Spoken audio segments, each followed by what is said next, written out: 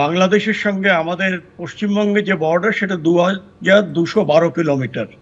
তার মধ্যে বেশ কিছুটা রিভারাইন বর্ডার এবং অনেক জায়গা আছে যেখানে বার্বড ওয়্যার ফেন্সিং মানে আর নেই বলতে গেলে, খালি পিলারগুলো দাঁড়িয়ে আছে।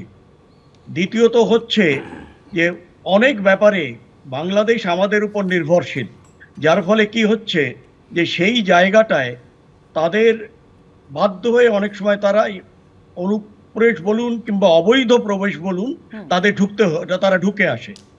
এই জায়গাটা আমার প্রশ্ন হচ্ছে যে আজ যেখানে আমরা দেখতে পাচ্ছি যে সীমান্ত পোরাস বর্ডার হওয়ার দরুন এবং বার্বড ওয়্যার না হওয়ার দরুন অত্যন্ত ভালনারেবল ইন্ডো বাংলাদেশ বর্ডার, সেই জায়গাটার থেকে কিন্তু আজকের দিনে ইলেকশনের জন্যে খালি বিএসএফ থেকে 75 ব্যাটালিয়ন মতো যাচ্ছে এখান থেকে, কোম্পানি 75 কোম্পানি। তার ফলে কি হবে যে এই অঞ্চলটা মানে আনগার্ডেড, অলমোস্ট আনগার্ডেড হয়ে যাবে।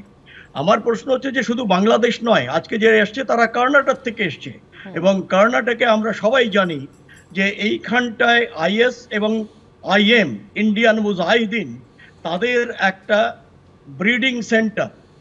কিন্তু আমি coming back to the ইয়েস্টারডেজ arrest, আমার যেটা মনে হচ্ছে সেটা হচ্ছে যে আইসিসকে আমরা ভেবেছিলাম বোধহয় এদের অ্যাক্টিভিটি বোধহয় শেষ হয়ে গেছে, কারণ ওই আবু বকর বাগদাদি তার আর কোনো খবর টবর আমরা পাচ্ছিলাম না। তার অর্থ হচ্ছে যে বোধ হয় তারা আর এখন আর কোনো করবে। মাল্টি এজেন্সি সেন্টার, আপনারা জানেন কার্গিল ওয়ারের পরে গ্রুপ অফ মিনিস্টার রিকমেন্ডেশনে একটা সিস্টেম হয়, সেটাকে বলে মাল্টি এজেন্সি সেন্টার, এবং স্টেটে যেটা থাকে তাকে বলে smack, SMAC, subsidiary multi agency centre.